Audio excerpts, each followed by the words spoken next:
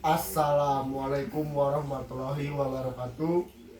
Perkenalkan, nama saya Rahmat Ibnu Zidane dari Prodi Manajemen. Kali ini saya akan menjelaskan materi tentang manajemen perubahan. Baik, manajemen perubahan adalah upaya yang dilakukan untuk mengelola akibat-akibat yang ditimbulkan karena terjadinya perubahan dalam organisasi. Perubahan dapat terjadi karena sebab-sebab yang berasal dari dalam maupun luar organisasi tersebut. Ada 3 definisi dasar manajemen perubahan. Yang pertama adalah the task of managing change, tugas mengelola perubahan. Lalu adalah an area of professional practice, wilayah praktik profesional. Dan yang terakhir adalah a body of knowledge, bidang ilmu atau kumpulan pengetahuan.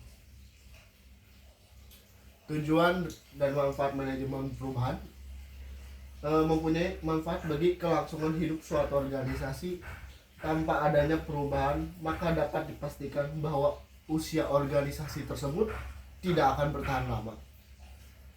Perubahan bertujuan agar organisasi tidak menjadi statis atau stuck, melainkan tetap dinamis berjalan dalam menghadapi perkembangan zaman dan kemajuan teknologi. Faktor untuk melakukan perubahan: ada faktor eksternal dan faktor internal. Faktor eksternalnya adalah konsumen, pemasok, pesaing, pemerintah, dan lembaga keuangan. Faktor internalnya yaitu karyawan, perubahan tujuan organisasi, kebijakan manajerial, dan teknologi. Tipe perubahan yaitu ada 3, ada perubahan rutin, perubahan peningkatan, dan perubahan inovatif.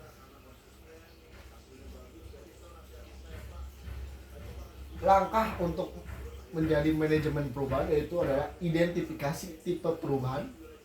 Ketika Anda memanage perubahan, pertama-tama perlu mengidentifikasikan tipe dari perubahan. Lalu yang kedua adalah identifikasi tujuan perubahan. Tujuannya adalah mengidentifikasi tujuan-tujuan perubahan, kemudian merencanakan tujuan-tujuan tersebut secara jelas dan memberikan batasan antara waktu dengan perubahan mana yang dapat diterima. Lalu keahlian yang dibutuhkan untuk manajemen perubahan adalah political skill, system skill, analytical skill, business skill, dan people skill. Ini adalah contoh alur-alur proses perubahan, yaitu adalah kondisi saat ini, lalu ada masa transisi, serta kondisi yang diharapkan.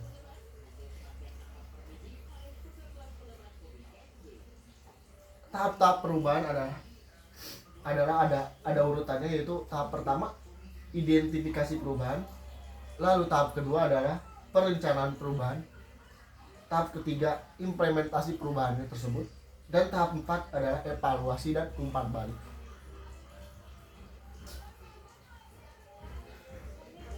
Waktu dan kesulitan untuk merubah budaya atau kebiasaan, yaitu nilai, sikap, gaya manajemen, perilaku tetap, aksi, dan perasaan.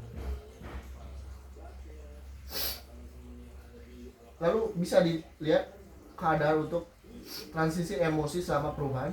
Ini adalah keadaan untuk perbandingan baik. Ini adalah waktu, teman-teman. Pertama adalah goncangan, lalu adalah penolakan, lalu kekuatan emosi, pemahaman sempurna, penerimaan dulu, penerimaan, kekuatan emosi, pemahaman sempurna, pengalaman, dan integritas.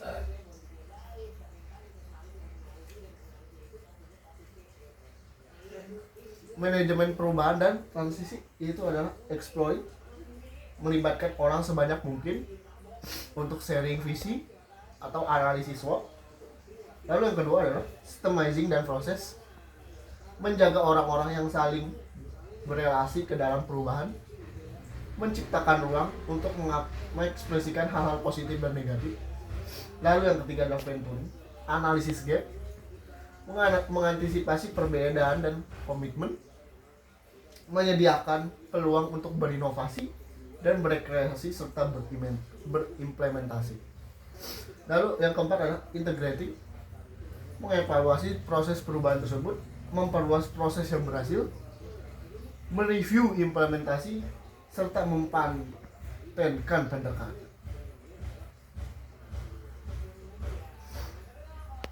Ini adalah manajemen pengetahuan dan perubahan dan transformasi perguruan tinggi dalam menghadapi globalisasi. Peranan perguruan tinggi dalam mempersiapkan daya saing bangsa mengarungi era global sudah sangat urgent. Pada umumnya pendidikan tinggi di negara ini tertinggal, bukan terasing dan kebutuhan dan realitas sosial, ekonomi serta budaya masyarakatnya. Perguruan tinggi juga memerlukan otonomi dan independensi untuk mendapat memulihkan perannya itu keluar dari menara gading dan terlibat secara langsung sebagai agent of change. Itu adalah agen perubahan dalam perubahan masyarakat. Ada konteks perubahan, yaitu adalah type, scope, preservation, diversity, capability, capacity, leaders of change, power.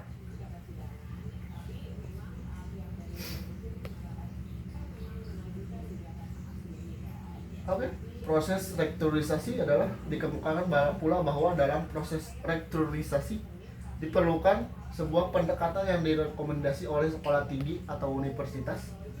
4 langkah pendekatan proses rektorisasi di perguruan tinggi yaitu menetapkan konteks dan mengembangkan pedoman dasar serta tujuan, mengidentifikasi dan memprioritaskan peluang yang bermakna untuk meningkatkan dan mewujudkan kemenangan dengan cepat, lalu merencanakan dan mengenalkan program implementasi serta meningkatkan kesepakatan pada model bisnis. Apa yang dicapai dalam perubahan? Pada akhirnya adalah